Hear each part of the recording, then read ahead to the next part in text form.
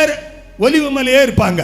தண்ணி திந்து போச்சு, சபையில் கரண்ட் இல்லை, சபையில் ஃபேன் இல்லை, சபையில் அது இல்லை, பாஸ்டர் சரியில்லை, பாஸ்டர் சரியான நேரத்துக்கு வரல, இப்படி ஊழியக்காரர்களோடு கூட இருப்பாங்க.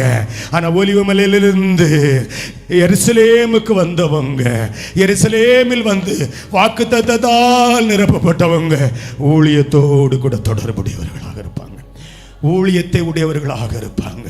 தங்களுடைய கரத்தில் ஒரு ஊழியம் ஆண்டவர் தந்திருக்கிறார். என்னை நிறைத்த பரிசுத்த ஆவியானவர் என்னை நிறைத்து வைத்திருக்கிறவர், எனக்குள் ஒரு ஊழியத்தை வைத்திருக்கிறார். எருசலேமின் குமாரத்திகள் விடுதலை ஆக்கப்பட வேண்டும், ஆபிரகாமின் குமாரத்திகள் விடுதலை அடைய வேண்டும். ஆபிரகாமின் குமாரத்திகள் கட்டப்பட்டு இருப்பது நல்லது அல்ல, என் தேசத்து ஜனங்கள் கட்டப்பட்டு இருப்பது நல்லதல்ல. என் தேசத்து ஜனங்களுடைய வாழ்க்கையில் ஆண்டவர் அநேக வாக்குத்தத்தங்களை வச்சிருக்கிறாரு. கொண்டு போய் சேர்க்கத்தக்கதாக நான் அவர்களை தள்ளி கொண்டு போக போறேன், இல்லைன்னா என் தோள் மேல் சுமந்து கொண்டு போக போறேன், இல்லைன்னா நான் கூரையை பிரிச்சுக்கிட்டு நான் வீட்டுக்குள்ள போட போகிறேன், இல்லைன்னா நான் சீலவாம் குளத்தில் கொண்டு கழுவுவதற்கு நான் போக போறேன். ஊழியத்தோடு கூட தொடர்புடையவர்களாக இருப்பாங்க.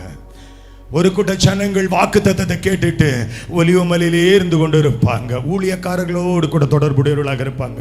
நீங்கள் யாரோடு கூட தொடர்புள்ளவர்களாக இருக்கீங்க? பரிசுத்த ஆவியானவர் நிறைவோடு கூட இருக்கிறவங்க ஊழியத்தோடு கூட தொடர்புடையவர்களாக இருப்பாங்க. யார் செய்கிறாங்க செய்யலன்ட்டு இல்லை, நான் செய்ய போகிறேன். யார் செய்கிறாங்க செய்யலைங்கிறது இல்லை, நான் செய்ய போகிறேன். யார் விட்டாங்க விடலன்ட்டு இல்லை, நான் செய்ய போகிறேன். ஆண்டவர் உங்களை ஏவிக்கொண்டே இருப்பார், ஆண்டவர் உங்கள்கிட்ட பேசிக்கொண்டே இருப்பாங்க.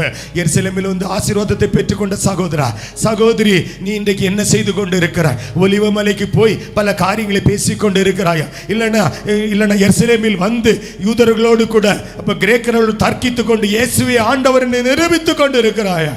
ஆண்டவர் உன்னோடு கூட பல முறை பேசிவிட்டார், இன்றைக்கும் பேசி இருக்கிறார். ஏற்றுக்கொள், நடந்து விடு. கர்த்தர் உங்களையும் ஆசீர்வதிப்பாராக. ஆமென்.